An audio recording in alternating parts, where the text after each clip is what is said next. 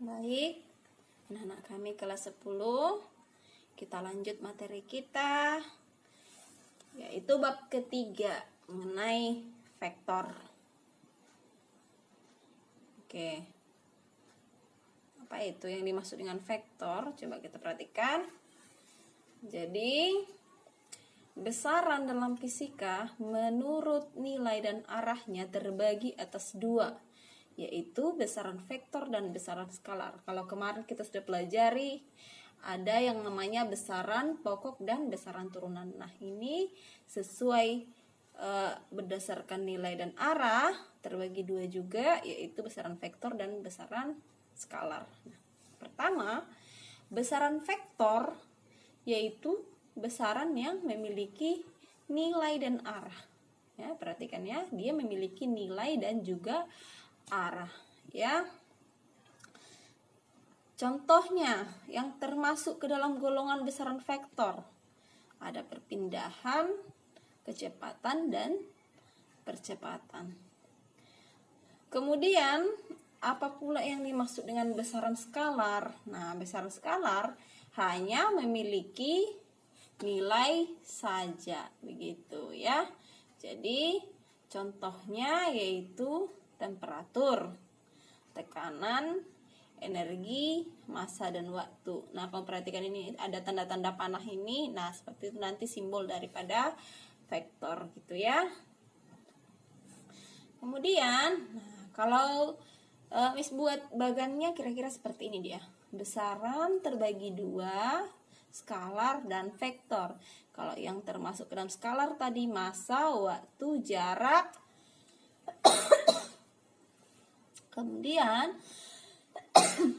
Kemudian besaran vektor dia kecepatan, percepatan, gaya. Bukan hanya ini saja ya, tetapi ini hanya sebagai contohnya saja. Masih banyak lagi besaran yang termasuk skalar ya, dan juga vektor juga seperti itu. Kemudian vektor itu direpresentasikan dengan simbol anak panah. Artinya vektor disimbolkan, atau kalau kita tulis, dia simbolnya berbentuk anak panah ya. Jadi panahnya itu kemana, itulah nanti arah dari vektor itu sendiri gitu ya. Jadi kalau kamu perhatikan di bukumu, nanti dia akan seperti ini. Ini kan ada F, ada di atas. Ini bacanya tropi ya. Jadi ada buku sebagian yang menulis simbol vektor itu F tropi. Ada juga dia yang membuat simbol vektor itu dia tanda panah di atas ya. Kemudian ada yang seperti ini. Ini namanya F mutlak ya. Jadi atau disebut dengan vektor satuan.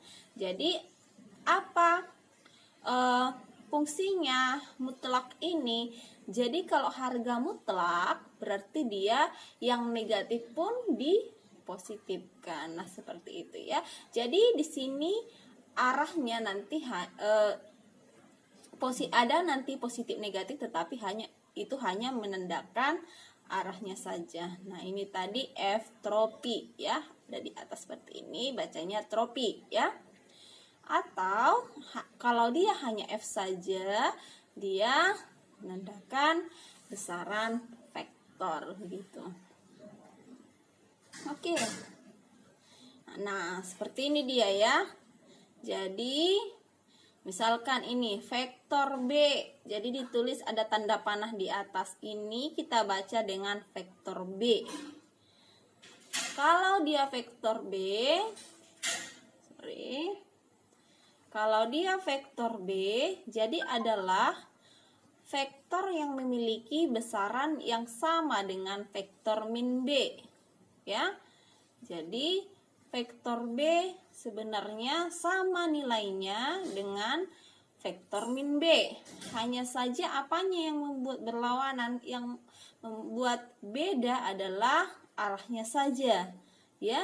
Jadi kalau vektor B dia positif, min B negatif, itu saja. Jadi kalau B dia ke kanan, kalau sesuai dengan Kartesius berarti yang positif dia ke kanan dan ke atas, ya kan.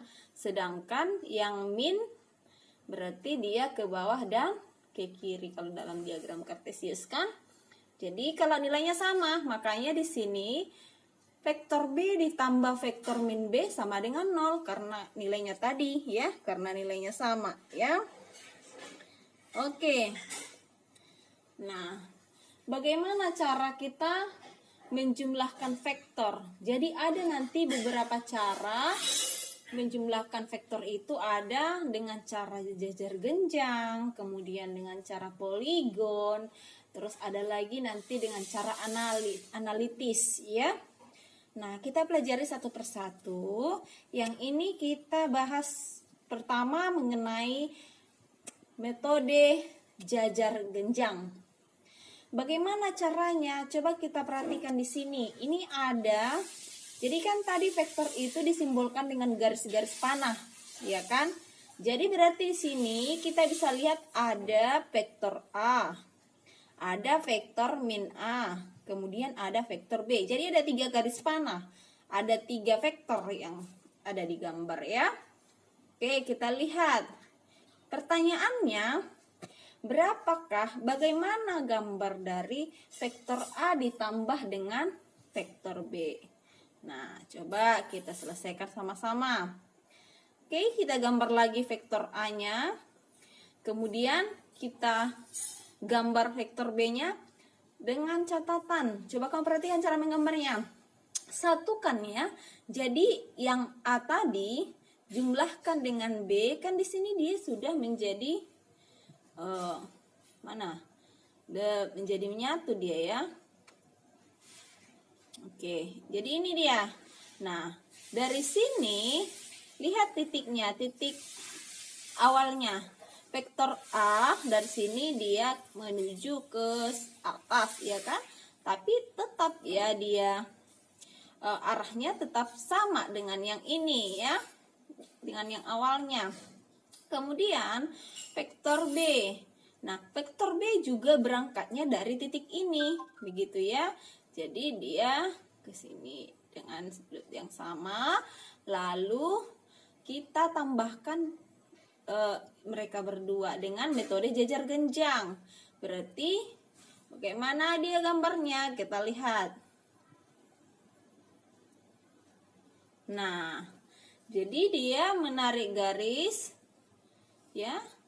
Dia menarik garis, kemudian nah, resultannya ataupun penjumlahan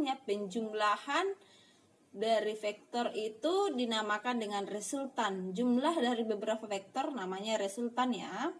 Jadi resultan dari vektor A dan vektor B jadinya gambarnya sesuai dengan metode poligon, metode jajar genjang, dia jadinya gambarnya seperti ini. Jadi kamu lihat dia diagonalnya jadinya ya, diagonalnya di tengah. Nah, seperti itulah gambarnya untuk menentukan vektor A ditambah dengan vektor B. Kemudian kita lanjut. Nah, bagaimana kalau vektor min A ditambah dengan vektor B? Bagaimana? Coba kamu perhatikan. Nah, kita buat lagi gambar min A. Ya, tetap dia sesuai dengan gambar yang pertama tadi ya. Tetap dia berpatokan tetap ke sini. Ini yang mau kita jumlahkan yang 3 ini ya. Jadi tergantung soalnya yang mana yang mau kita jumlahkan, ya kan?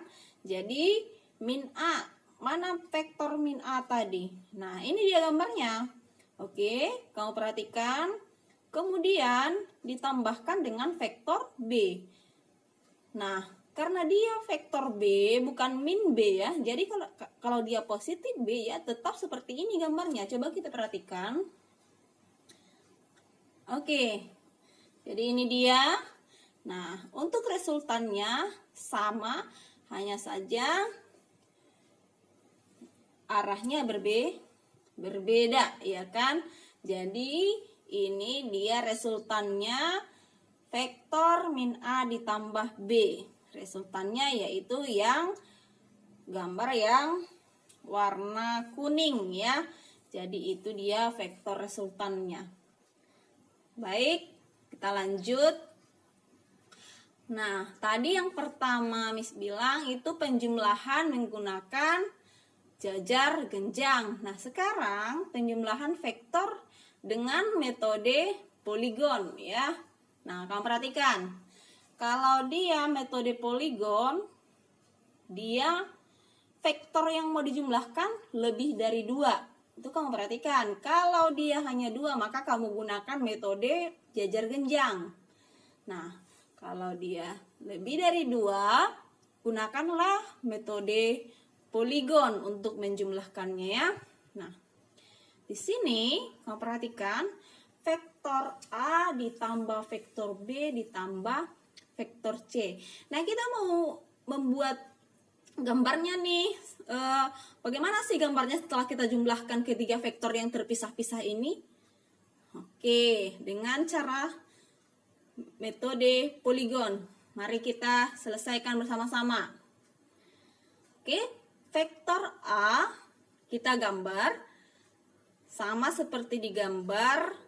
Kemudian yang vektor B kamu buat. Nah, bedanya, coba kamu perhatikan bedanya metode jajar genjang dengan metode poligon.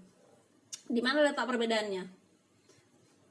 Oke, jadi perbedaannya kalau dia tadi metode jajar genjang, titik tangkapnya itu dia harus bagaimana? Dia harus berangkat dari titik tangkap titik yang sama, ya kan? Sedangkan kalau dia metode poligon, dia tidak berangkat dari titik yang sama. Artinya, kalau misalkan vektor A-nya berakhir di titik yang ini, ya. Jadi, vektor A-nya berakhir di titik ini, maka dari situ jugalah awal dari vektor B. Seperti itu ya kalau dia metode poligon. Kemudian, ditambahkan lagi dengan vektor C. Coba kamu perhatikan gambarnya. Nah, jadi vektor C-nya juga berawal dari akhir dari vektor B. Nah, seperti itu. Sedangkan untuk resultannya atau untuk penjumlahan seluruhnya, dia seperti ini dia bentuknya. Coba kamu perhatikan. Nah, ini dia untuk resultannya. Jadi resultan dari vektor A, vektor B, dan vektor C adalah, kamu lihat cara menggambarnya itu adalah ketemu antara panah dengan panah. Artinya, resultan kamu gambarkan dari di mana dia terakhir. Nah, kamu tarik garis dari yang pertama kamu berangkat. Nah, kamu tarik garis sampai ke ujung yang terakhir. Nah, itulah resultan dari vektor A tambah B tambah C menurut metode poligon. Baik, untuk saat ini kita cukup membahas sampai di sini saja dulu. Untuk metode analitis kita lanjutkan minggu depan, karena metode analitis itu lumayan banyak dan luas ya. Jadi itu kita butuh waktu yang lebih banyak untuk mempelajari khusus metode analitis. Oke, ini saja materinya. Dipahami dan ditanyakan yang kurang dimengerti. Sampai jumpa minggu depan.